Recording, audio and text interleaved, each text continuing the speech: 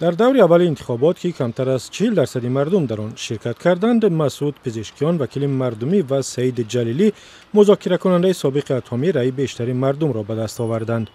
جلیلی یکی از مشاوران آیت الله علی خامنه ای رهبر ایران و از حلقه محافظه‌کاران اشدی است. مسعود پزشکیان که از سال 2008 وکیل مردمی است، از سال 2016 تا سال 2020 معاون رئیس پارلمان بود.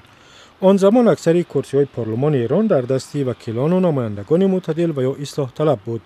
پزشکیان شیوه‌های مجبور کردن زنان به پوشیدن حجاب را تنقید کرده و خواهان مذاکره با کشورهای غربی است. این زمان از نظام اسلامی در ایران حمایت می‌کند و گفته است که در صورت پیروزی در انتخابات سیاست‌های خامنه‌ای را پیروی خواهد کرد. در دور اول انتخابات بیشتر از 10.5 میلیون نفر به طرفداری مسعود پزشکیان رای دادند و سعید جلیلی رای 9.5 میلیون کس را به دست آورد.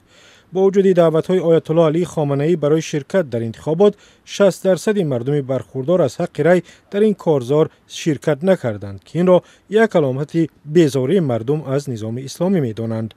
طرفداران مسعود پزشکیان سعی کردند آنهایی را به انتخابات جلب سازند که این کارزار سیاسی را بایکوت کردند. آنها می گفتند که آمدن سیاستمدار تندرو به مثل جلیلی و حکومت سبب سرکوب بیشتر مردم و در انزوای بیشتر ماندن ایران می شود. طرفداران سعید جلیلی از پزشکیان کسی را جلوه می دادند که نسبت به کشورهای غربی نرم است و پیشرفت ایران را به همکاری‌های خوب با آن کشورها وابسته می سازد. دیگر اندیشان ایرانی در خارج مردم را تشویق می کردند که در انتخابات اصلا شرکت نکنند، زیرا کارزار آزاد و عادلانه نیست و انتخابات گذشته هم هیچ تغییر در کشور نآوردند، چون سخن نهایی در سیاست های ایران از علی خامنه ای است. اگرچه رئیس جمهور در حکومت ایران فردی مهم است، اما در بسیاری از مسائل مهم قرار نهایی با خواسته خامنه ای قبول می شود.